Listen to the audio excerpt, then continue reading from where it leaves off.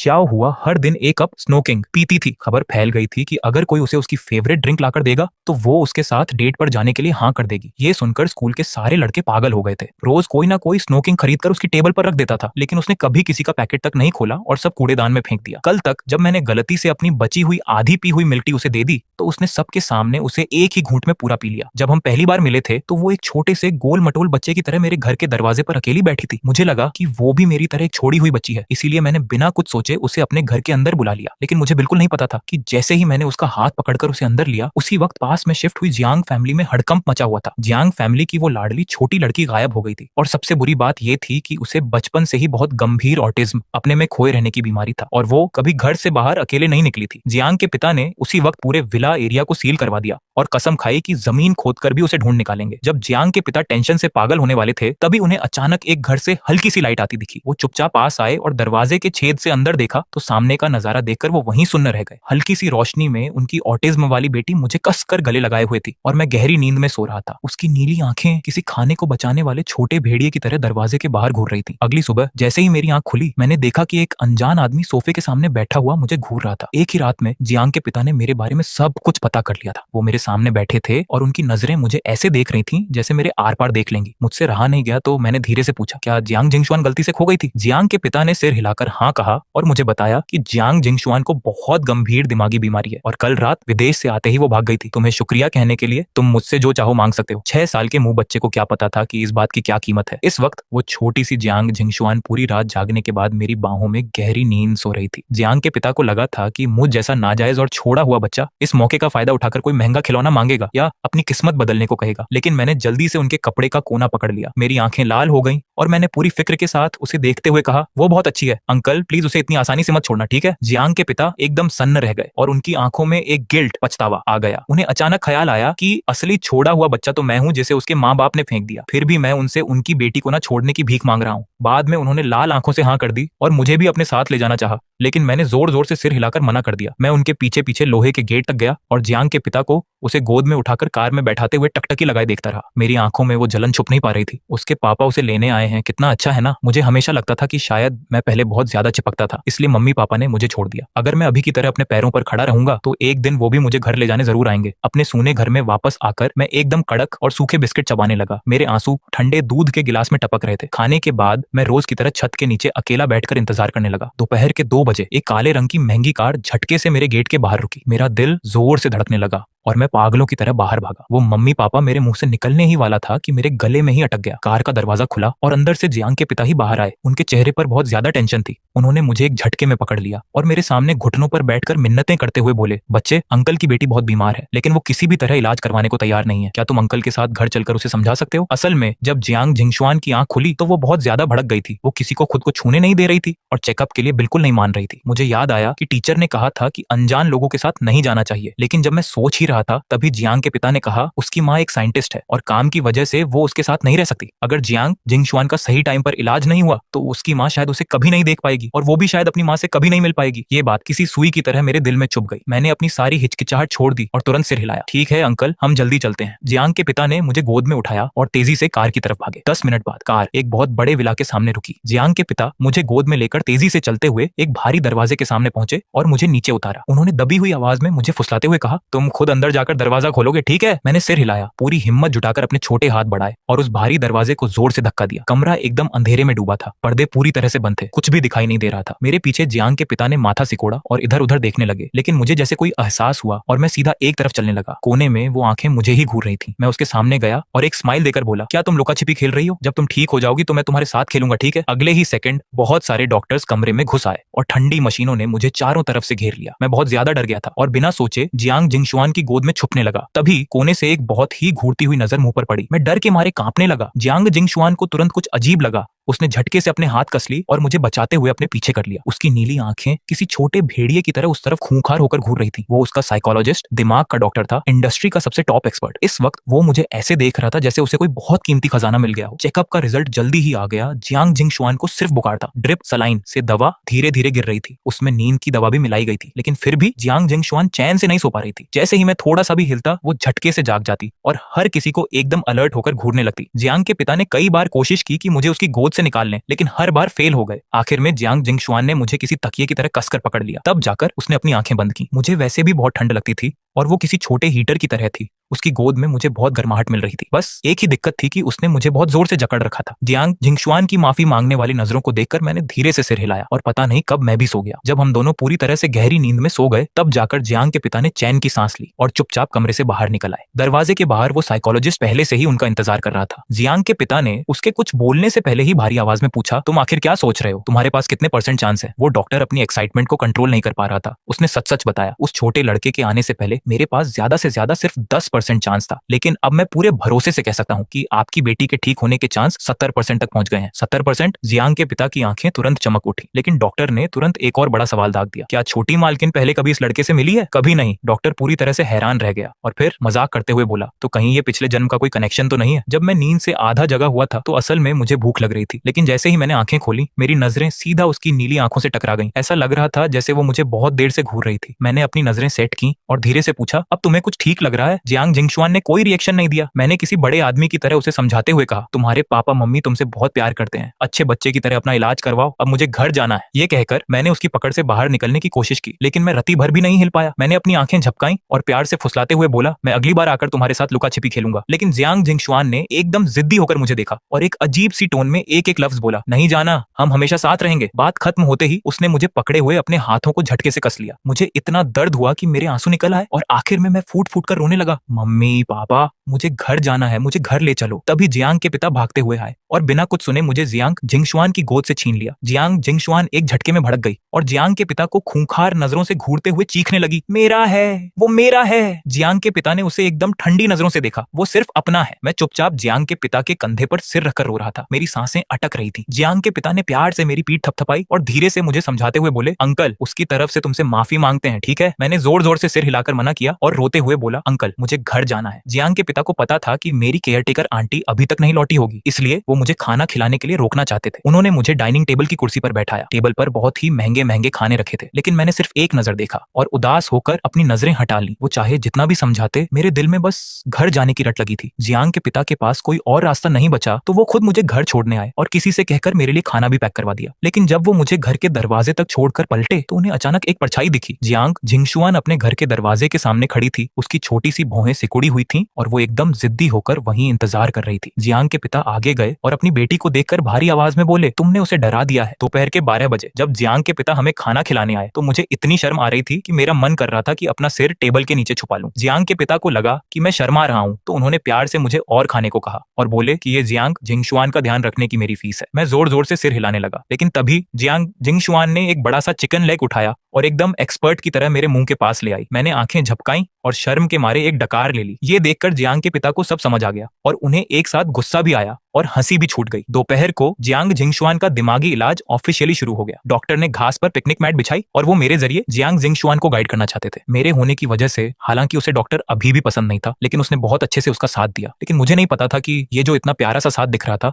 वो बस एक शुरुआत थी। पर बच्चों की एनर्जी आखिर कम ही होती है। थोड़ी देर खेलने के बाद मुझे इतनी तेज नींद आने लगी कि मेरी आंखें नहीं खुल रही थी। मैं उबासी लेते हुए अपनी आंखें मलता रहा और पता नहीं कब जियांग जिंगशुआन के कंधे पर सिर रखकर सो गया। मेरे सोते ही जियांग जिंगशुआन का चेहरा एकदम सीरियस हो गया। वो मेरे एकदम पास आकर मुझे घूरने लगी। उसकी नजरें बर्फ की तरह ठंडी थी। डॉक्टर ने देखा कि सेशन खत्म होने वाला है तो वो चुपचाप वहां से निकलने वाला था, लेकिन जियांग जिंगशुआन ने झटके से सिर उठाया और उसकी नीली आंखों ने डॉक्टर को वहीं लॉक कर दिया। वो ऐसी नजर थी जो किसी 7 साल के बच्चे की हो ही नहीं सकती थी। डॉक्टर के तो पसीने छूट गए और जब तक वो पूरी तरह से वहां से गायब नहीं हो गया तब जाकर जियांग जिंगशुआन ने अपनी नजरें वापस ली। जब मैं नींद से उठा तो मैंने बिना सोचे उसका हाथ छोड़ दिया था। जियांग जिंगशुआन ने अपना माथा सिकोड़ा और उसने अपने दाएं हाथ से मेरे हाथ को कंट्रोल करके वापस अपने बाएं हाथ में पकड़ लिया। ये सब करने के बाद उसके चेहरे पर एक हल्की सी खुशी वाली स्माइल आ गई और वो धीरे से बड़बड़ाई, अलग नहीं होना। मैं शाम तक सोता रहा और जियांग के पिता ने मुझे जगाया। मैंने अपनी आंखें मली और उन्हें अंकल बुलाया। किसे पता था कि मुझे किसी और को देखकर स्माइल करते हुए देखकर जियांग जिंगशुआन का चेहरा फिर से लटक जाएगा। उसने बस अपने होंठ कसकर दबा लिए। रात के खाने के बाद एक मेल नौकर मुझे नहलाने ले गया। जियांग जिंगशुआन बाथरूम के दरवाजे के बाहर ही बैठ गई और अपने कान लगाकर अंदर की आवाजें सुनने लगी। उसे डर था कि कहीं मैं अचानक गायब न हो जाऊं। जब मैं नाइट सूट पहनकर बाहर आया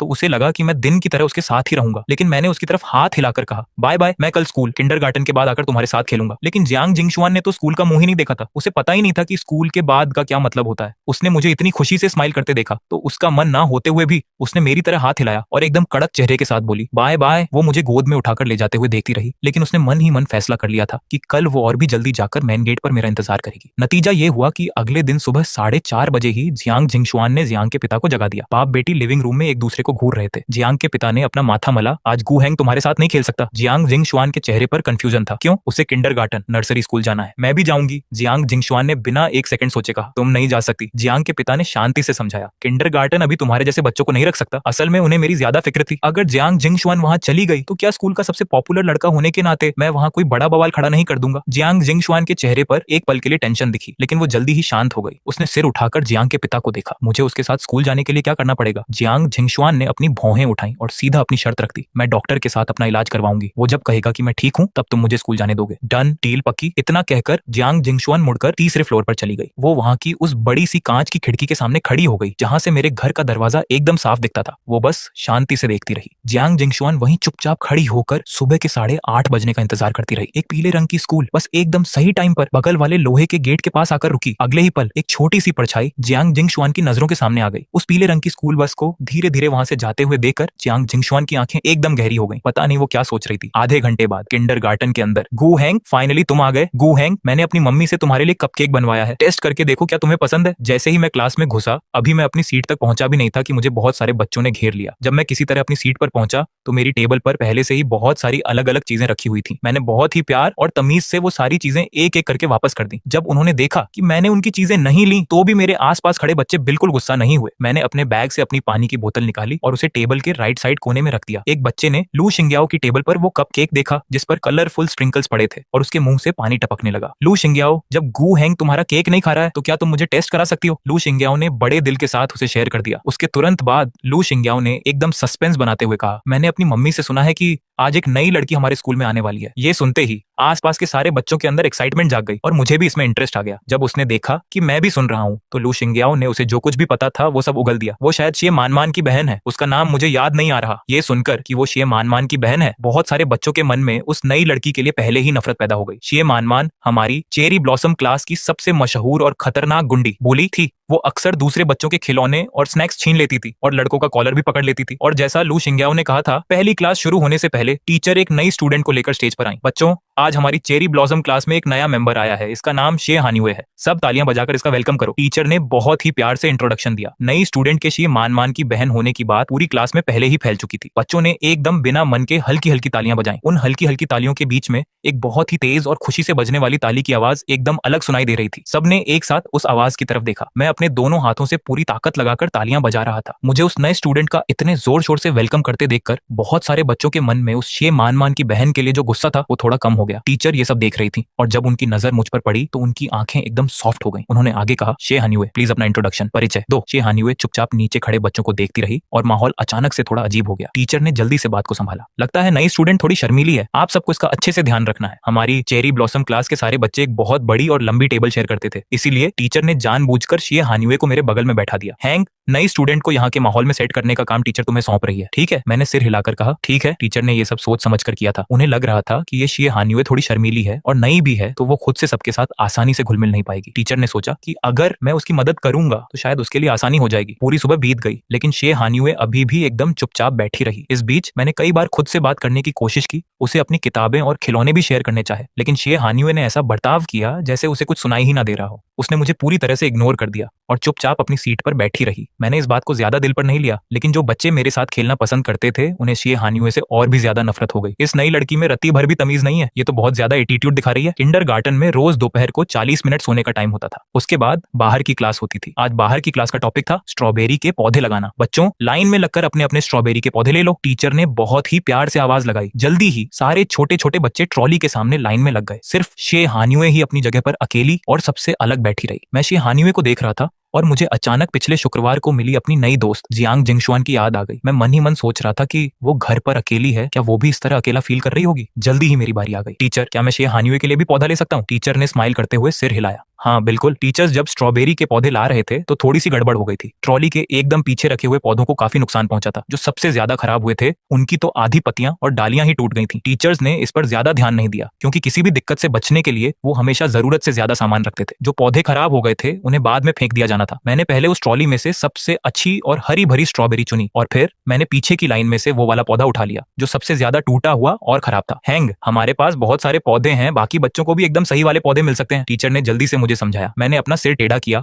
और एक स्माइल देकर बोला, मुझे पता है लेकिन मुझे यही वाला चाहिए, भले ही ये परफेक्ट नहीं है। टीचर वहीं की वहीं हैरान रह गई। दोनों पौधे वापस लाने के बाद मैंने जो सबसे अच्छा वाला पौधा था वो शे हान्युए के सामने रख दिया। मैंने कुछ नहीं कहा और बस उस टूटे हुए पौधे को बचाने की तैयारी करने लगा। किसे पता था कि मैं अभी बैठा ही था कि शे मानमान मेरी तरफ आ गई और उसके पीछे उसके 3 छोटे चेले भी आ रहे थे। गु हैंग, मैं तुम्हें अब से शे हान्युए की मदद करने से मना कर रही हूँ, शे मानमान ने एकदम गुंडों की तरह कहा। असल में उसे मैं पहले से ही पसंद नहीं था। दूसरे बच्चे मुझे पसंद करते थे वो तो चलो ठीक है, लेकिन टीचर्स भी हमेशा मुझे ही एक्स्ट्रा प्यार करते थे। जब मैं छोटा था तब मुझे प्यार मिलता था, वो भी ठीक है, लेकिन अब मैं बड़ा हो गया हूँ फिर भी लोग मुझे इतना पसंद करते हैं। और सबसे बड़ी बात, मैंने शे मान की वो सारी अटेंशन छीन ली थी जो उसे चाहिए थी। मैंने अजीब नजरों से उसे देखा और अपनी भौहें सिकोड़ ली। अगर मैंने तुम्हें दोबारा उसकी मदद करते देखा तो मैं तुम्हें उतनी ही बार पीटूंगी, समझे? ये बोलते हुए शे मान ने अपना वो सैंडबैग जैसा बड़ा सा मुक्का हवा में उठाया। उसके पीछे खड़े चेलों ने भी अपने हाथ बांधे और उसकी हाँ में हाँ मिलाई। सुना तुमने हमारी बॉस ने क्या कहा? ये बच्चे भले ही कितने भी बदमाश क्यों ना हो, लेकिन इस उम्र में उन्हें टीचर से डर लगता ही था। जब उन्होंने देखा कि स्ट्रॉबेरी के पौधे बंटने वाले हैं और उन्हें डर था कि कहीं टीचर उन्हें देख ना ले, तो शे मान जल्दी से अपने चेलों को लेकर वहां से खिसक गई। मैं उनके जाते हुए फिगर को देख रहा था, पता नहीं मैं क्या सोच रहा था। जब मैंने अपनी नजरें वापस ली तो देखा कि शे हान्युए मुझे एकदम ठंडी नजरों से घूर रही थी। मैंने अपना चेहरा पोंछा और कंफ्यूज होकर पूछा, क्या मेरे चेहरे पर कुछ लगा है? मुझसे दूर रहो, शे हान्युए ने एकदम कड़क आवाज में कहा। मुझे तुम्हारी इस झूठी दया और भीख की कोई जरूरत नहीं है। अब भी जो स्ट्रॉबेरी के पौधे थे वो प्लास्टिक के बैग में थे और अब उन्हें छोटे गमलों में लगाना था। टीचर ने बहुत ही डिटेल में सब कुछ सिखाया। एक दूसरे की मदद करते हुए बच्चों ने बहुत अच्छे से अपना काम पूरा कर लिया। जहां वो फंस जाते थे वहां टीचर्स उनकी मदद कर देते थे। पौधे लगाने और उन पर अपने नाम का टैग लगाने के बाद बच्चे लाइन में लगकर अपने गमले बाहर की टेबल पर रखने लगे। बच्चों चलो अब हम सब हाथ धोने चलते हैं। मैं भी हाथ धोने ही जा रहा था कि मैंने देखा टीचर अपनी ट्रॉली लेकर वहां से जा रही है। मैंने तुरंत अपना प्लान बदला। टीचर जांग, मेरी आवाज सुनकर वो रुक गई, पलटी और झुककर प्यार से पूछा, हैंग क्या हुआ? क्या ये पौधे फेंके जाने वाले हैं? मैंने धीरे से पूछा। जो पौधे एक्स्ट्रा थे और सही सलामत थे उन्हें टीचर्स ने गार्डन की क्यारियों में लगा दिया था, लेकिन इन टूटे हुए पौधों को वहां नहीं लगाया जा सकता था। अगर इनका अच्छे से ध्यान नहीं रखा गया तो चाहे इन्हें गार्डन में ही क्यों ना लगा दो, ये जल्दी ही सूख जाएंगे। जब मैंने टीचर झांग को हाँ में सिर हिलाते देखा तो मैंने आंखें झपकाई। तो क्या आप ये मुझे दे सकती हैं? क्या हैंग इन्हें घर ले जाकर लगाना चाहता है? टीचर झांग ने स्माइल करते हुए कहा, हाँ बिल्कुल। टीचर झांग ने हंसते हुए आगे कहा, लेकिन ध्यान रखना कि ये पक्का जिंदा रहे। मैंने अपने होंठ दबाकर एक स्माइल दी। कोई बात नहीं, अगर तुम्हें ये चाहिए तो टीचर झांग इन पौधों को पहले ही स्कूल बस के ड्राइवर को दे देंगी। जब बस तुम्हें घर छोड़ने जाएगी तो वो तुम्हें दे देगा। इस बातचीत में थोड़ा टाइम लग गया था। जब मैं कॉरिडोर के आखिर में वॉशरूम के दरवाजे पर पहुंचा तो ज्यादातर बच्चे वहां से जा चुके थे। धड़ाम! अचानक मेरे पीछे से एक बहुत तेज आवाज आई और उसके बाद शीशा टूटने की आवाज पूरे में गूंज उठी। मैं बहुत बुरी तरह डर गया था और मेरी आंखें झटके से बड़ी हो गईं। इससे पहले कि मैं पीछे मुड़कर देखता, मुझे अंदर से शे मान की वो गुंडों वाली आवाज सुनाई दी। बाद में टीचर को बताना कि ये खिड़की तुमने तोड़ी है। सुना तुमने? वो जो कॉमन वॉश बेसिन हाथ धोने की जगह था, वहां शे मान एकदम खतरनाक नजरों से शे हान्युए को घूर रही थी। शे हान्युए, क्या तू गूंगी है? शे मान ने गुस्से से चीखते हुए पूछा। उसे शे हान्युए का ये शांत रहना सबसे ज्यादा खटकता था। वो शे हान्युए जो हमेशा चुप रहती थी, चाहे वो उसके खिलौने ही क्यों ना छीन ले, वो कभी पलटवार नहीं करती थी। शे मान के बगल में खड़े एक चेले ने उसे समझाते हुए कहा, बॉस रहने दो ना, इन लोगों से पंगा लेना ठीक नहीं है। वो नई लड़की शे हान्युए असल में इस स्कूल की गुंडी शे मान की सगी बहन थी। घर पर भी शे मान हमेशा शे हान्युए को परेशान करती थी और अब तो बात और भी बिगड़ गई थी क्योंकि वो दोनों एक ही क्लास में आ गई थी। शे मान तो अब और भी ज्यादा हावी हो गई थी। मैं क्लास में वापस आया तो हर जगह देख लिया, शे हान्यू वहां नहीं थी। लू शिंग्याओ ने मुझे देखते हुए पूछा, गु हैंग तुम क्या ढूंढ रहे हो? क्या तुमने शे हान्यू को देखा? वो वापस नहीं आई। शे हान्यू नाम की इस नई स्टूडेंट को लू शिंग्याओ बिल्कुल पसंद नहीं करती थी। किंडरगार्टन की छुट्टी तक मैंने उसे नहीं देखा और टीचर्स ने भी कुछ नहीं कहा, तो शायद वो अपने घर चली गई होगी। शाम के 4 साढ़े 4 बजे पीली बस सड़क के किनारे आकर रुकी। मैं बहुत सारा सामान लेकर नीचे कूदा और ड्राइवर अंकल को बाय बोला। ड्राइवर अंकल हंसते हुए बोले, गु हैंग कल मिलते हैं, सुबह फिर लेने आऊंगा। बस के जाते ही कोने में छिपी हुई ज्या जिनशुआन बाहर निकल आई। वो चुपचाप मुझे देख रही थी। मेरी नजर उस पर पड़ी तो मेरा चेहरा चमक उठा। मैं खुशी से चिल्लाया, ज्या जिनशुआन मेरे पास आई। चेहरा थोड़ा उतरा हुआ था। तुम अभी किससे बात कर रहे थे? सवाल अजीब था पर मैंने सच सच बता दिया। सुनकर वो बस अपने होंठ दबाकर चुप हो गई। ज्या जिनशुआन, मैं तुम्हारे लिए गिफ्ट लाया हूँ। मैंने अपना सामान उसे दिखाया। उसे इन चीजों में कोई दिलचस्पी नहीं थी, पर फिर भी उसने सामान ले लिया और मेरा हाथ पकड़ धर लिया। हम दोनों हाथ थामे जिया परिवार के घर की ओर चलने लगे। घर पहुंचते ही नौकर ने हमारा बैग और पानी की बोतल ले ली। मैं जिया जिनशुआन को एक फ्लावर बेड के पास ले गया। मैंने कहा, चलो इन्हें यहाँ लगाते हैं। जिया जिनशुआन बोली, ठीक है। जो नौकर हमेशा उसका ख्याल रखता था वो तुरंत औजार ले आया। खरपतवार साफ की, मिट्टी खोदी, पौधे लगाए और पानी दिया। स्ट्रॉबेरी के पौधे लगाने तक काफी अंधेरा हो गया था। मुझे पसीना आ गया था तो डर था कि कहीं बीमार न पड़ जाऊं, इसीलिए नौकर मुझे अंदर ले गया कपड़े बदलने। जिया अंकल जब घर आए तो उन्होंने देखा कि जिया जिनशुआन क्यारियों के पास बैठकर कुछ देख रही थी। पास गया तो देखा कि वो नई स्ट्रॉबेरी के पौधे थे। जिया अंकल बोले, ये गु हेंग लेकर आया है ना?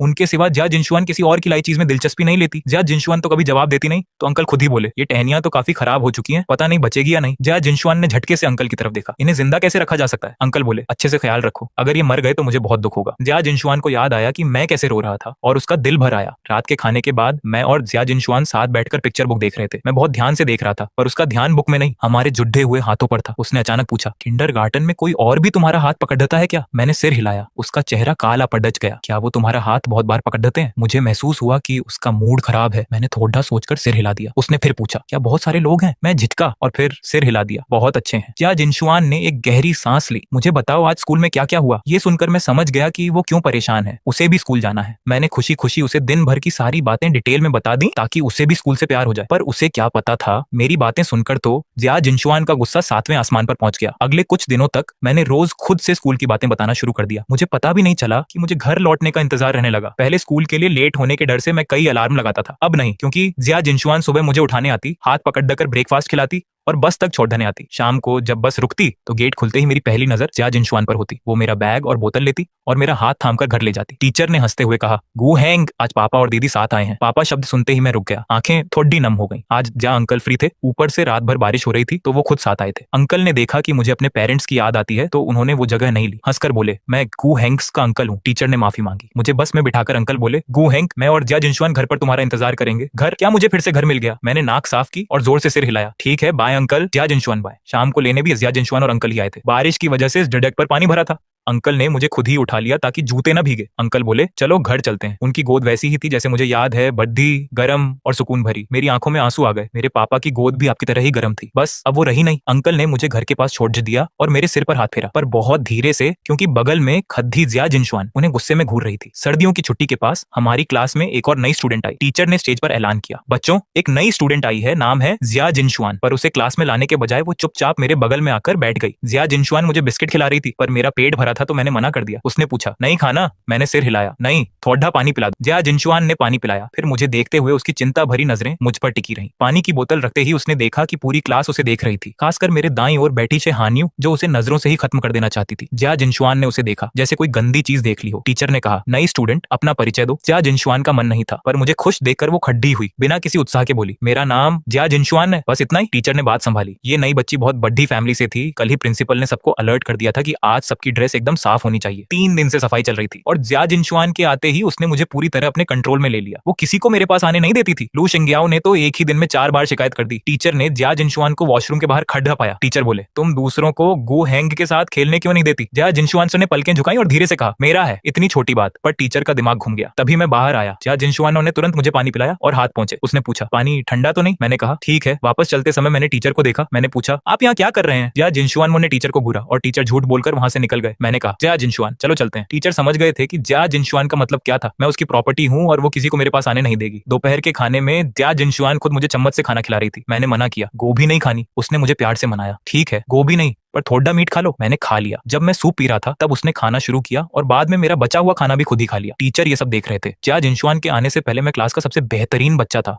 अब तो मैं नखरे भी करने लगा था। खाने के बाद सोने का समय हुआ। क्लास में लड़के और लड़कियों के बेड अलग थे। अब हम अलग होने वाले थे। जिया जिनशुआन ने देखा कि बगल में हानियू सो रही है। उसका चेहरा एकदम काला पड़ गया। नहीं, उसे वापस जाकर सोचना होगा कि मुझे कैसे प्री स्कूल से दूर रखा जाए। मगर अगले ही पल जियांग जिनक्सुआन की नजर मेरी चमकती आंखों पर पड़ी। ठीक है, फिर से लगा कि दोपहर की नींद का यह आधा घंटा इतना भी मुश्किल नहीं है, मगर सोना मुमकिन नहीं। जियांग जिनक्सुआन तकिए पर लेटकर लगातार मुझे घूर रही थी। मैं उसका था। कंबल ने मेरा ज्यादातर शरीर छुपा लिया था, बस एक छोटा सा सिर बाहर था। मगर जियांग जिनक्सुआन को यह सब बहुत प्यारा लगा। तभी एक साया दिखा जो जियांग जिंगसुआन के आगे आ गया। जैंग टीचर धीरे से बोली, सो जाओ। जियांग जिंगसुआन ने बिल्कुल नहीं सुना, मगर जब तक वह आंखें नहीं बंद करती जैंग टीचर वहीं खड़ी रही। जियांग जिंगसुआन उसके आंखें बंद करते ही जैंग टीचर वहीं काफी देर तक खड़ी रही, फिर धीरे से वहां से चली गई। जैसे ही वह गई, जियांग जिंगसुआन ने फिर से आंखें खोल दी और देखा कि जैंग टीचर कुर्सी लेकर मेरे बिस्तर के सामने गंभीर चेहरे के साथ बैठ गई है। मुझे पूरी तरह छुपा लिया। जियांग जिंगसुआन का चेहरा गुस्से से काला हो गया। दोपहर की प्रैक्टिकल क्लास में जियांग जिंगसुआन किसी और को मुझसे दूर रखने की कोशिश में नाकाम रही। बहुत से लोग मेरे साथ खेलना चाहते थे। सबसे बड़ी बात, मैं उसे छोड़कर दूसरों के साथ चला गया। जियांग जिंगसुआन ने होंठ भींच लिए। उसकी आंखों में गुस्सा था। कई बच्चों के बीच घिरा हुआ मैं हंसते हुए घूमा और अचानक देखा कि जियांग जिंगसुआन नहीं है। मैंने रुककर उसकी तरफ देखा। मैंने हाथ हिलाकर हंसकर कहा, जियांग जिंगसुआन जल्दी आओ, साथ खेलते हैं। उस पल उसकी आंखों का गुस्सा गायब हो गया। जब वह मेरी तरफ बढ़ रही थी, मन में सोच रही थी, चलो बस गुहेंग खुश रहे। कुछ दिन पहले बच्चों ने जो स्ट्रॉबेरी के पौधे लगाए थे, जो बच्चे उनमें फल आने लगे थे। मेरा नहीं था, क्योंकि मेरा पौधा मर गया था और सभी बच्चों में सिर्फ मेरा। ऐसा नहीं कि मैंने ध्यान नहीं दिया, बल्कि मैं साकुरा क्लास में बहुत पॉपुलर था। हर बार जब बच्चे अपने पौधे को पानी देते तो मेरे वाले को भी दे देते। रोजाना कोई पानी डालता, कोई और पानी डालता और मेरा पौधा पानी से डूबकर मर गया। दोपहर 3:50 पर साकुरा क्लास की छुट्टी हुई। मेरे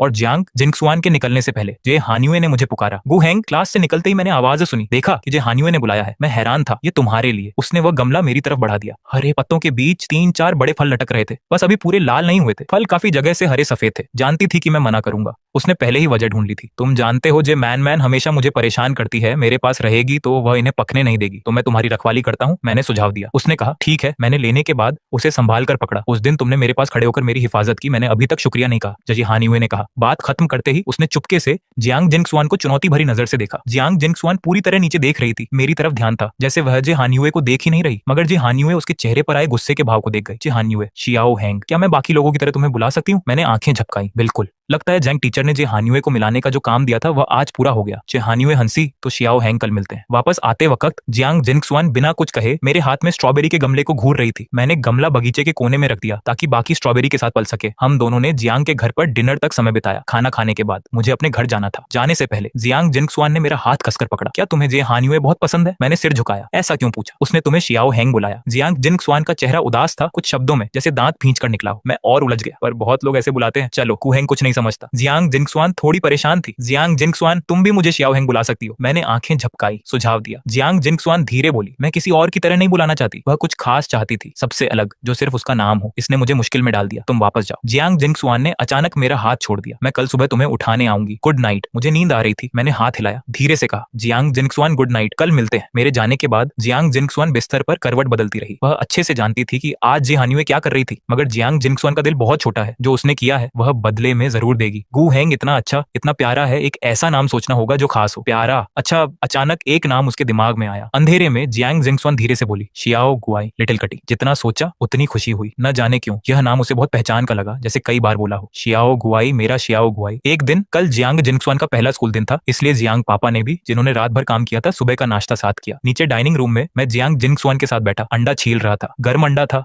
हाथ में थोड़ा जला रहा था। जियांग जिंगसुआन को लगा मैं खेल रहा हूँ, इसलिए मदद नहीं की, बस कभी कभी मेरे मुंह में खाना डालती रही। शियाओ गु हैंग। तभी जियांग पापा ने पूछा, कल स्कूल कैसा रहा? जियांग जिंगसुआन ने ऊपर नहीं देखा, मेरे मुंह में चम्मच डाला। ठीक था। जियांग पापा ने माथा सहलाकर पूछा, कल स्कूल में क्या पढ़ा? जियांग जिंगसुआन, नहीं पता, मैंने अंडा छील लिया था। मैंने जियांग जिंगसुआन को देकर उसके कान में धीरे से कहा, ये जियांग अंकल को दे दो, कहो तुमने छीला है। जियांग जिंगसुआन थोड़ी देर चुप रही, फिर मुंह बनाकर बोली, नहीं। क्यों नहीं? मैंने पूछा। जियांग जिंगसुआन ने जियांग पापा की तरफ देखा और कहा, उन्हें अंडे से एलर्जी है, खा नहीं सकते। ये कहकर उसने मेरे हाथ से अंडा लेकर खुद खा लिया। मेरी आंखें बड़ी हो गईं। जियांग पापा चुप थे। किसे एलर्जी है ये खुद उसे ही नहीं पता। नाश्ता करने के बाद स्कूल बस आई। बैग पहनकर 2 बोतल लेकर जियांग जिंगसुआन ने मेरा हाथ पकड़ा और बस में चढ़ गई। जियांग अंकल, शाम को मिलते हैं। जियांग पापा की आंखों में प्यार था, हाथ हिलाया। शाम को मिलते हैं। Xiao hang. जो जियांग जिंगसुआन के साथ महसूस नहीं हुआ, वह जियांग पापा ने मुझ में पाया। बस को जाता देख जियांग पापा ने सोचा, बेटे अच्छे होते हैं, सच में कितने अच्छे और प्यारे होते हैं। आधे घंटे बाद बस स्कूल के बाहर रुकी। हम दोनों हाथ पकड़े नीचे उतरे। साकुरा क्लास के बच्चे आ चुके थे। मुझे सीट पर बैठाकर जियांग जिंगसुआन ने धीरे से कहा, मैं पानी लेने जा रही हूँ, तुरंत आऊंगी, इधर उधर मत जाना। मैंने आंखें झपकाई। साथ चलते हैं। नहीं, मैं जल्दी आऊंगी, जियांग जिंगसुआन ने कहा। उसके जाने के बाद टेबल पर सोने का नाटक कर रही जे हान्युए उठी, अपने बैग से एक लाल एप्पल निकाला। शियाओ हैंग, यह तुम्हारे लिए। वह एप्पल बहुत बड़ा था। जब उसने मेरे हाथ में दिया तो मुझे दोनों हाथों से पकड़ना पड़ा। मुझे लगता है कोई कुछ दे तो बदले में कुछ देना चाहिए। इसी वजह से मैं बाकी बच्चों का सामान नहीं लेता था, क्योंकि मैं वापस नहीं दे सकता। मगर आज अलग था। मैं हंसा और थैंक यू कहा। एप्पल टेबल पर रखकर मैंने बैग से कुछ कैंडी निकाली और जे हान्युए को दी। पानी लेकर आई जियांग जिंगसुआन ने अंदर आते ही देखा कि मैं जे हान्युए से बात कर रहा हूँ। पता नहीं क्या बोला कि मैं हंस रहा था। जियांग जिंगसुआन को ये अच्छा नहीं लगा, मेरे पास आई और टेबल पर एप्पल देखा। वह पूछना चाहती थी कि ये कहाँ से आया। जे हानियुए ने पहले कहा, शियाओ हैंग, तुम्हारी दी हुई कैंडी मैंने अब तक की सबसे अच्छी कैंडी खाई है। मैंने सिर झुकाया, हैरान होकर बोला, तुम्हें इतना पसंद है? तुम जानती हो जे हानियुए को कुछ पसंद नहीं आता तो मेरे पास कुछ और है, सब तुम ले लो। ये कहकर मैंने बैग की बची हुई सारी कैंडी उसे दे दी। Thank you. जे हानियुए ने लेने के बाद जियांग जिंगसुआन की तरफ देखा। जियांग जिंगसुआन की आंखें गुस्से से भरी थी। बिना दिखने वाली लड़ाई क्लासरूम में फैल गई। वह जानती थी कि कैंडी कहां से आई, मैंने बहुत संभाल कर रखी थी, पर जे हानियुए को मिल गई। जियांग जिंगसुआन के अंदर गुस्सा बढ़ रहा था। उसने एक गहरी सांस ली और जोर से पुकारा, श्याओ गुआई। यह नाम जियांग जिनशुआन ने मुझे सुबह मीटिंग के वक्त ही बता दिया था। आज तक मुझे किसी ने इस नाम से नहीं बुलाया था, इसीलिए जब भी जियांग जिनशुआन मुझे इस नाम से बुलाती, मुझे रिस्पॉन्स देने में 1 सेकंड का टाइम लग जाता था। मैंने पीछे घूमकर अचरज से पूछा, जियांग जिनशुआन क्या बात है? जैसे ही जियांग जिनशुआन ने मुझे उस नाम से पुकारा, जी हानियुए का चेहरा एकदम से चेंज हो गया। जियांग जिनशुआन मन ही मन मुस्कुराई और उसका गुस्सा काफी कम हो गया। थोड़ा water P low. Insulated cup के कैप में रखा हुआ हॉट वाटर अब नॉर्मल टेम्परेचर पर था। मैंने चुपचाप वह पूरा वाटर पी लिया। इस समय सेमेस्टर का एंड आ चुका था और सिर्फ 1 वीक बाद विंटर वेकेशन होने वाले थे। वेदर भी पहले से काफी कोल्ड हो गया था, जिससे कई बच्चे बीमार होकर किंडरगार्टन नहीं आ रहे थे। एब्सेंट बच्चों की संख्या बहुत ज्यादा थी, इसलिए टीचर्स ने भी क्लासेस ऑलमोस्ट स्टॉप कर दी थी। मॉर्निंग की एक क्लास के बाद कुछ बच्चों ने मुझे अपने साथ खेलने के लिए बुलाया। मेरा बहुत मन था, पर जियांग जिनशुआन के साथ रहने के प्रॉमिस के कारण मैं हिचकिचाने लगा। जाओ खेल लो, जियांग जिनशुआन ने मेरी हिचकिचाहट को भांपते हुए प्यार से कहा। मुझे थोड़ा अचरज हुआ, क्योंकि पहले वाली जियांग जिनशुआन इतनी लीनियंट नहीं थी। जियांग जिनशुआन ने जियांग के हाथ में मौजूद रेड पेपर कटिंग को दिखाते हुए कहा, अभी टीचर ने जो सिखाया वह मुझे कुछ समझ नहीं आया। मैं जी हानियुए से इस बारे में पूछना चाहती हूँ। पिछली क्लास में विंडो फ्लावर बनाना सिखाया गया था, इसलिए मैं खुशी खुशी बाकी बच्चों के साथ खेलने चला गया। जब मैं पूरी तरह से आंखों से ओझल हो गया, तब जियांग जिनशुआन ने अपनी नजरें हटाई और जी हानियुए की तरफ देखा। अब हिसाब किताब चुकता करने का टाइम था। जब मैं खेलकर वापस आया तो जियांग जिनशुआन और जी हानियुए दोनों अपनी अपनी सीट पर बैठे अपने काम में बिजी थे। मैंने ज्यादा नहीं सोचा और स्माइल करते हुए सॉफ्ट वॉइस में पूछा, जियांग जिनशुआन तुमने बनाना सीखा या नहीं? जियांग जिनशुआन ने तुरंत टेबल पर रखा हुआ पहले से तैयार विंडो फ्लावर मुझे दिखाया। मेरी आंखें चमक उठी और मैंने जियांग जिनशुआन की तारीफ करने में कोई कसर नहीं छोड़ी। वो सच में बहुत ब्यूटीफुल था। जियांग जिनशुआन की खूब तारीफ करने और कप का काफी वाटर पी लेने के बाद मुझे एक बात का एहसास हुआ, मेरी टेबल पर रखा हुआ एप्पल गायब था। मैंने जियांग जिनशुआन से पूछा कि क्या उसने मेरा एप्पल देखा है? जियांग जिनशुआन ने कहा कि उसने नहीं देखा और तुरंत बात को घुमाते हुए पूछा, क्या श्याओ गुआई को एप्पल पसंद है? बात पसंद या नापसंद की नहीं थी, बल्कि बात यह थी कि वह एप्पल जी हानियुए ने गिफ्ट किया था। मैंने सोचा किसी का दिया हुआ गिफ्ट अच्छे से न रखना और उसे खो देना बहुत ही रूड और इंसल्टिंग बिहेवियर है। मुझे अपसेट देखकर जियांग जिनशुआन की आंखें सीरियस हो गईं और उसने सहलाते हुए कहा, अपसेट मत हो, घर चलकर मैं तुम्हें इससे भी ज्यादा रेड और बिग एप्पल दूंगी, ओके? मैंने अपने होंठ भींचे और नामे सिर हिलाया। मैंने क्लासरूम के कोने कोने में उसे सर्च किया, यहाँ तक कि कई बच्चों से भी पूछा, पर वह कहीं नहीं मिला। निराश होकर मैं अपनी सीट पर वापस आया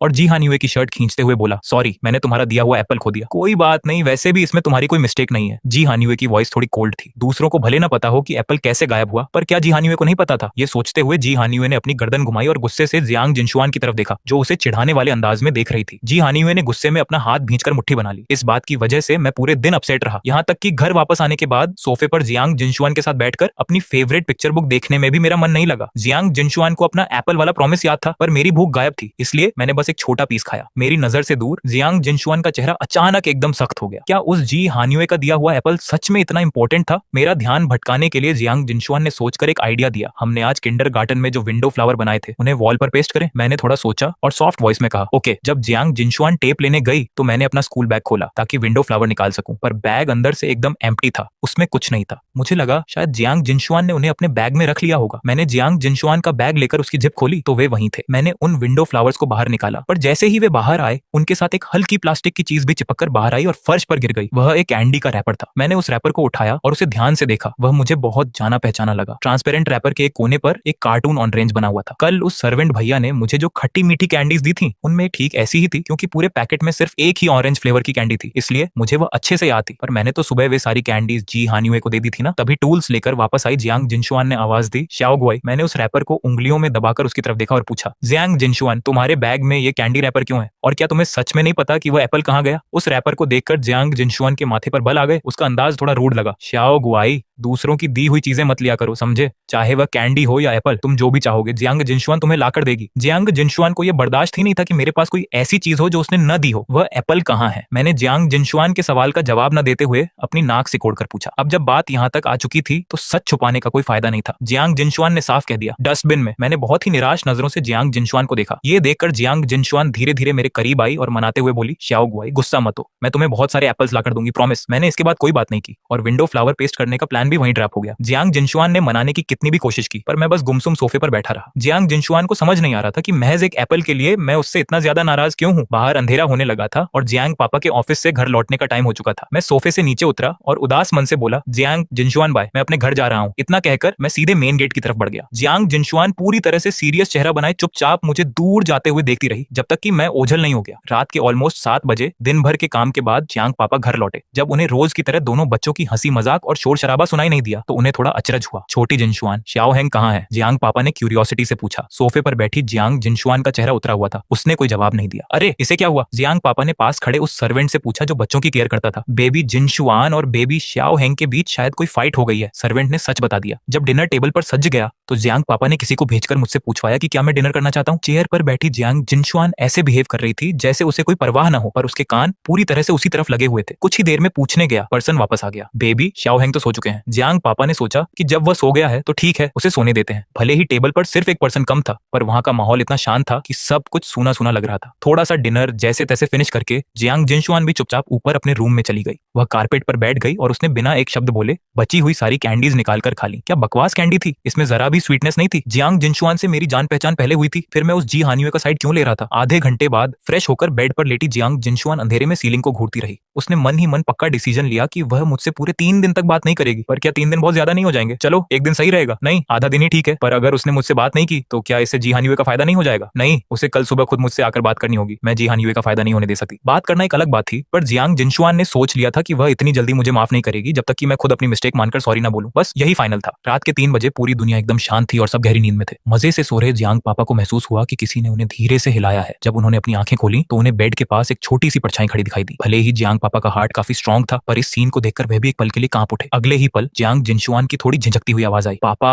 ये एहसास होने पर कि वह जियांग जिनशुआन है, जियांग पापा ने चैन की सांस ली। उन्होंने बेड के पास रखा लैंप ऑन किया और मन ही मन खुद को शांत किया कि यह अपनी ही बच्ची है, इकलौती है, जिसे उसकी माँ ने पूरे 10 महीने पेट में रखकर जन्म दिया है। कोई प्रॉब्लम है क्या? बेड पर उठकर बैठते हुए जियांग पापा ने अपना सिर सहलाया। जियांग जिनशुआन के चेहरे पर एक उम्मीद सी चमक उठी और वह बोली, क्या आप मेरे लिए किसी को सर्च कर सकते हैं? रात के 3:07 पर सब कुछ सहने वाले सीधे साधे पापा अपनी बेटी को साथ लेकर मैनेजर के पीछे पीछे एक नौकर के कमरे के गेट पर पहुंचे और नॉक किया। नींद से जागे नौकर का चेहरा देखने लायक था। उसे कुछ समझ नहीं आ रहा था। रात के 3:12 पर जियांग के पापा, जियांग जिनशुआन, मैनेजर और वह नौकर सब मिलकर सीसीटीवी रूम में गए। उन्होंने 2 दिन पहले रात के 10 बजे का वीडियो निकाला। वीडियो को रोका गया और सब मिलकर स्क्रीन को ध्यान से देखने लगे। वे यह देख रहे थे कि नौकर ने मुझे जो टॉफियां दी थी वे किस किस फ्लेवर की थी। एक ऑरेंज फ्लेवर की, 3 मैंगो फ्लेवर की और 2 क्रैनबेरी फ्लेवर की। जब सब साफ हो गया तो नौकर ने उसी फ्लेवर की टॉफियां ढूंढकर जियांग जिनशुआन के हाथ में दे दी। जब वे जाने पहचाने लोहे के मेन गेट के सामने पहुंचे तो जियांग के पापा ने एक लंबी सांस ली। क्या सच में कल सुबह तक का इंतजार नहीं हो सकता? जियांग जिनशुआन कुछ नहीं बोली। पापा ने फिर कहा, बिना मालिक की मर्जी के किसी के घर में घुसना कानूनन जुर्म है, पुलिस पकड़कर जेल में डाल देगी। जियांग जिनशुआन ने उनकी तरफ देखा। उसका लहजा बहुत सीरियस था। क्या पुलिस मेरे शाओगुआई से माफी मांगने के बाद मुझे पकड़ सकती है? पापा की आंखें फटी की फटी रह गईं। अपने पापा की मदद से जियांग जिनशुआन दीवार पार करके आंगन में आ गई। घर का मेन गेट सच में लॉक नहीं था। जियांग जिनशुआन ने बहुत आसानी से उसे पुश किया और अंदर चली गई। रास्ते में सीखे हुए माफी के सारे शब्द उसके दिमाग में घूम रहे थे। अगर सच कहें कि क्या जियांग जिनशुआन को अपनी गलती का एहसास था तो ऐसा बिल्कुल नहीं था। मेरे लिए उसका पजेसिव होना बहुत ज्यादा था, चाहे वह मेरी अपनी चीज हो या किसी और की दी हुई, उसके लिए सब एक समान था। उसने तो यहाँ तक सोच लिया था कि शायद मैं उसे इस बार भी माफ नहीं करूंगा। श्याओ गुआई। मेरे बेडरूम के गेट के बाहर खड़े होकर जियांग जिनशुआन ने कई बार आवाज लगाई पर अंदर से कोई आवाज नहीं आई। उसे एक अजीब सा डर लगने लगा। उसने फिर कुछ आवाजें लगाई। जब अंदर से कोई हलचल नहीं हुई तो वह सब कुछ भूलकर सीधे हैंडल को नीचे की तरफ पुश करके कमरे में चली गई। मेरा बेडरूम। जियांग जिनशुआन यहाँ पहले भी कई बार आ चुकी थी। वह बिना चूके सीधे बेड के पास पहुंची। उसने जैसे ही मुझे छुआ मेरा शरीर तवे की तरह गर्म था। श्याओ गुआई। पूरे जियांग हाउस की लाइट्स ऑन हो गई। जियांग फैमिली के अपने हॉस्पिटल के बच्चों के डॉक्टर तेजी से घर की तरफ आ रहे थे। जियांग जिनशुआन के कमरे में उसकी आंखें लाल हो चुकी थी। उसने रोते हुए कहा, श्याओ गुआई मुझे माफ कर दो। तभी मैंने अचानक कुछ हलचल की। श्याओ गुआई क्या हुआ? जियांग जिनशुआन का दिल जैसे बैठ गया। उसने घबराकर पूछा। अगले ही पल मैं अपने आंसू नहीं रोक पाया और रोने लगा। मम्मी डैडी प्लीज मुझे अकेला मत छोड़ो। क्या मैं अच्छा बच्चा नहीं हूँ? मेरे आंसू रुकने का नाम नहीं ले रहे थे और गालों से नीचे बह रहे थे। जियांग जिनशुआन बार बार अपने हाथों से मेरे आंसू साफ कर रही थी। वे गर्म आंसू उसकी उंगलियों को छू रहे थे जिससे उसका दिल कांप उठा। उसने मेरे उन माता पिता के लिए अपने मन में बहुत गुस्सा और नफरत महसूस की जिन्हें उसने कभी देखा तक नहीं था। आवाज सुनकर जियांग के पापा तेजी से कमरे में आए। श्याओ श्याओ श्याओ हेंग को मुझे दे दो। जियांग जिनशुआन का गुस्सा 7वें आसमान पर था। उसने मुझे अपनी बाहों में समेट लिया और अपने पापा को शक की निगाहों से देखने लगी। पापा का चेहरा गंभीर था। उन्होंने धीरे से कहा, मेरे पास इसे संभालने का एक तरीका है। यह सुनकर जियांग जिनशुआन ने मुझे छोड़ा और उम्मीद भरी नजरों से पापा को देखा। पापा ने मुझे कंबल के साथ प्यार से उठाया, बेड के किनारे बैठे और धीरे धीरे मेरी पीठ पीठ को थपथपाने लगे। जैसे ही मुझे पुरानी जानी पहचानी थपकी महसूस हुई, मेरा रोना धीरे धीरे बंद हो गया। जियांग जिंगशुआन ने अपने होंठ भींचे और सोचा, उन्होंने इतने प्यारे बच्चे को क्यों छोड़ दिया। पापा ने धीमे से कहा, श्याओ शुआन, इंसान बहुत अजीब और उलझा हुआ जीव होता है। मेरा तेज बुखार कम होने के आधे घंटे बाद ऐसा लगा जैसे वह फिर से वापस आ रहा है। ऐसा लग रहा था कि प्ले स्कूल के सेमेस्टर के बचे हुए दिन अब मिस होने वाले हैं। पापा ने हम दोनों के लिए छुट्टी की बात कर दी थी। इस समय गहरी सर्दी का मौसम था। कई दिनों तक मेरी तबीयत ऊपर नीचे होती रही, जिससे जियांग जिंगशुआन हर समय बहुत ज्यादा फिक्रमंद और सतर्क रही। इन दिनों मैं जियांग हाउस में ही रह रहा था। सच कहें तो मैं हर समय जियांग जिंगशुआन के कमरे में ही रहता था। मैंने बस कुछ देर के लिए विंडो क्या खोली, जियांग जिंगशुआन तुरंत भागती हुई आई और उसे बंद कर दिया। ठंड लग रही है क्या, पूछते हुए उसने अपना हाथ मेरे माथे पर रख दिया। मैंने 2 बार खांसा, उसकी तरफ देखा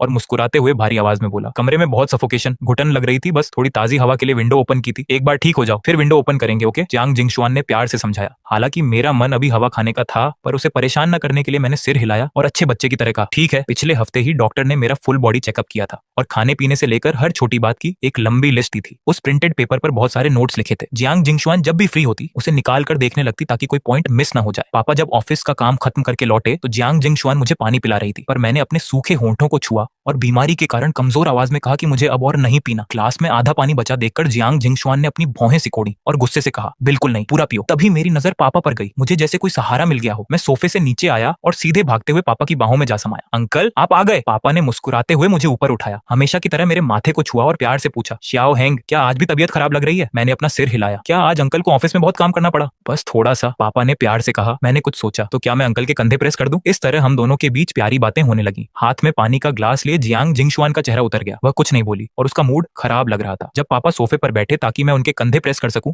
तो जियांग जिंगशुआन तुरंत बीच में आई और खुद कंधे प्रेस करने का इशारा किया। पापा अभी बच्चों के साथ इस सुख का आनंद ले ही रहे थे कि अगले ही पल उनका चेहरा थोड़ा अजीब हो गया। इस बच्ची के हाथों में सच में बहुत ताकत थी। बीमारी की वजह से पूरी सर्दी में घर से बाहर नहीं निकला। जैसे जैसे साल का अंत आ रहा था, पापा का शेड्यूल बहुत बिजी होता गया। घर में ज्यादातर समय सिर्फ जियांग जिंगशुआन ही मेरे साथ होती थी। हम दोनों हर समय साथ रहते थे। ये बात जियांग जिंगशुआन को बहुत पसंद आ रही थी। हम दोनों के बीच कोई तीसरा नहीं था। सबसे अच्छी बात यह थी कि मैं हर समय सिर्फ उसे ही देखता था। पर अफसोस, ये अच्छे दिन खत्म होने वाले थे। फरवरी का महीना आ चुका था। हर तरफ हरियाली थी। कल से प्ले स्कूल ओपन होने वाला है, ये सोचकर मैं टेबल के पास बैठकर केक का पीस खाते हुए खुशी से झूम रहा था। केक खत्म करने के बाद जियांग जिंगशुआन की थेरेपी, मेंटल ट्रीटमेंट का समय हो गया। मैं हमेशा की तरह उसके साथ गया। वह अपना ट्रीटमेंट लेती और मैं पास बैठकर अपनी कॉमिक्स बुक्स देखता। मेरे रहने से वह थोड़ी शांत रहती थी, पर बस थोड़ी सी ही। जियांग जिंगशुआन को यह बर्दाश्त नहीं था कि मैं उसके अलावा किसी और चीज पर ध्यान दूं, इसलिए वह थोड़ी थोड़ी देर में मुझे तंग करती। चाओ ग्वाय, मुझे देखो, मैं अच्छे स्वभाव का था, इसलिए कभी गुस्सा नहीं करता था, बल्कि हमेशा उसे देखकर एक प्यारी सी स्माइल दे देता था। ये देखकर डॉक्टर भी बोल उठी, ये बच्चा तो बिल्कुल फरिश्ता है। वे मुझे बहुत ही प्यार भरी नजरों से देख रही थी, पर जैसे ही डॉक्टर ने दूसरी तरफ देखा, उनका सामना जियांग जिंगशुआन की उन ठंडी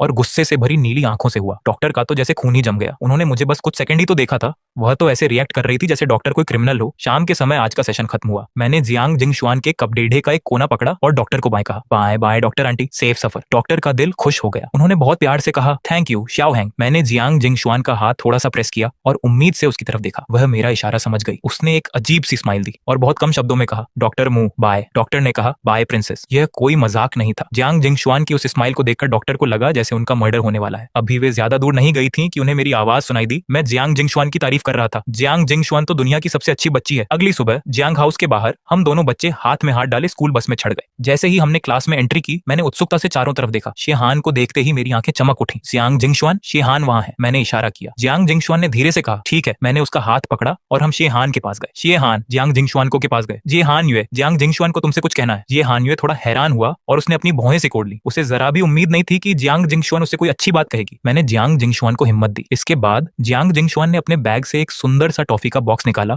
और सीए हानयुए के सामने रख दिया। सीए हानयुए शांत था। वह सोच रहा था कि ये क्या नया ड्रामा है। अगले ही पल जियांग जिंगशुआन ने नीचे झुककर माफी मांगी। सीए हानयुए, आई एम सॉरी, मुझे तुम्हारा दिया हुआ एप्पल कचरे के बक्से में नहीं फेंकना चाहिए था। शेहान का गुस्सा और बढ़ गया, खासकर तब जब उसने जियांग जिंगशुआन की आंखों में जीत का भाव देखा। वह सिर्फ इसलिए ऐसा कर रही थी क्योंकि मैं उसकी चालें नहीं देख सकता था। वह तो चाहती थी कि शेहान उसे माफ न करे ताकि वह मेरे सामने उसे बुरा दिखा सके। शेहान ने अपनी नाराजगी छुपाते हुए कहा, मैंने तुम्हें माफ किया। दोनों को एक होते देख मेरे मन का बोझ हल्का हो गया। मैंने खुश होकर कहा, यह तो बहुत अच्छा हुआ। उस दिन के बाद से जियांग जिंगशुआन और जी हानयुए के बीच एक दीवार खींच गई। जियांग जिंगशुआन सामने से और जी हानयुए पीछे से एक दूसरे के खिलाफ चालें चलते, पर दोनों का एक ही रूल था, मुझे कुछ पता नहीं चलना चाहिए। इस तरह प्ले स्कूल खत्म होने तक मुझे कुछ भनक नहीं लगी और मैं यही सोचता रहा कि वे दोनों बहुत अच्छे भाई बहन बन गए हैं। हर साल जून में स्कूल का फेयरवेल फंक्शन होता था। इस बार की थीम क्रिएटिव ड्रेस थी। फंक्शन के बाद सब बच्चों को वोट देकर सबसे बेस्ट ड्रेस वाले को विनर चुनना था। मैंने एक बहुत बड़ा पीले रंग का लेमन नींबू कैप पहना हुआ था। मेरी आंखें चमक रही थी। जियांग जिंगशुआन ने भी वैसा ही पर्पल कलर का बेरी कैप पहना था। उसने सीरियस होकर कहा, लेमन बहुत क्यूट है, बस एक ही प्रॉब्लम है कि ये कैप बहुत बड़ी है। हम साथ चलते हुए एक दूसरे के करीब नहीं आ पा रहे। वह इस बात से थोड़ी उदास थी। आज रात स्कूल में बहुत चहल पहल थी। हर तरफ अच्छे कपड़ों में पेरेंट्स दिख रहे थे। बच्चों की ड्रेसेस भी बहुत यूनिक थी, कुछ क्यूट, कुछ क्लासी, तो कुछ फनी। बस एक कोने में काले रंग की टी शर्ट पहने शेहान सबसे अलग बैठा था। वह चुपचाप और शांत नजरों से कुछ दूरी पर शे मान की फैमिली को देख रहा था। उस हंसते खेलते परिवार को देखकर उसके मन में नफरत का तूफान उठ रहा था। तभी एक आवाज आई, शेहान।